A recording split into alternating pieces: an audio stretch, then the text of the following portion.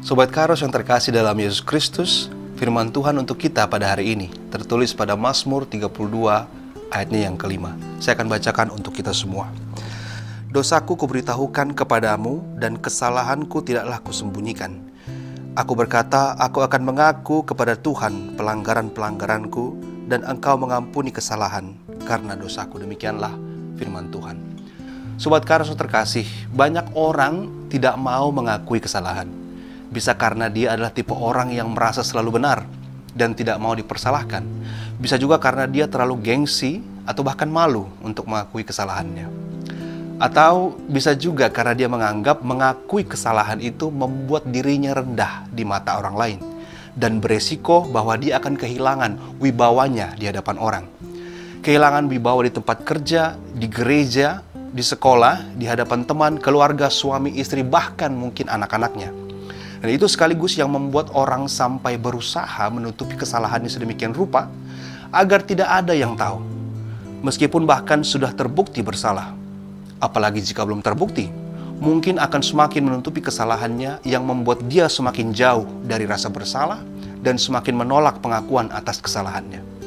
Sobat Kairos, perlu kita ketahui, mengakui kesalahan bukan sesuatu yang membuat diri kita rendah, tetapi suatu tanda bahwa kita merendahkan diri atau merendahkan hati kita.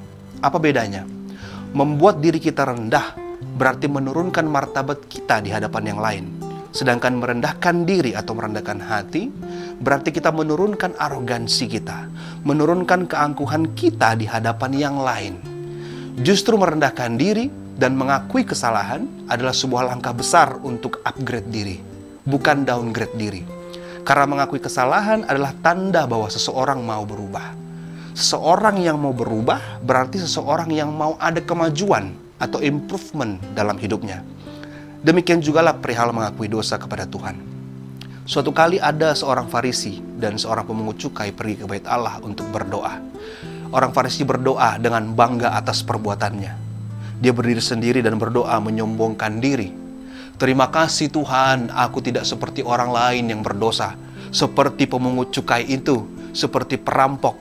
Kemudian dia menyebutkan perbuatan baiknya. Aku udah berpuasa Tuhan dan memberikan persepuluhan.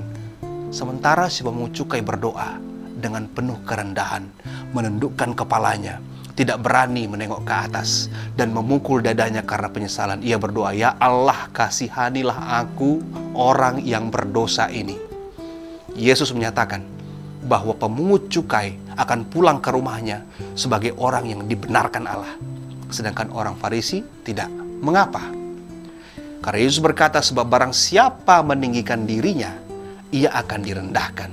Tetapi barang siapa merendahkan diri, ia akan ditinggikan. Sobat Kairos yang terkasih, jika sobat merasa berdosa atau sadar sudah melakukan banyak perbuatan dosa dalam hidup sobat sekalian, maka langkah pertama yang harus dilakukan adalah rendahkan diri dan mengakuinya di hadapan Allah. Ini adalah awal mula dari pertobatan. Upgrade diri seorang beriman. Tidak perlu malu dan takut untuk mengakui dosa kita di hadapan Allah. Meskipun bahkan sobat merasa tidak layak mengakui dosa di hadapan Allah, percayalah bahwa Allah akan melayakkanmu dan mengampunimu. Amin. Selamat beraktivitas Sobat Kairos. Tuhan Yesus memberkati.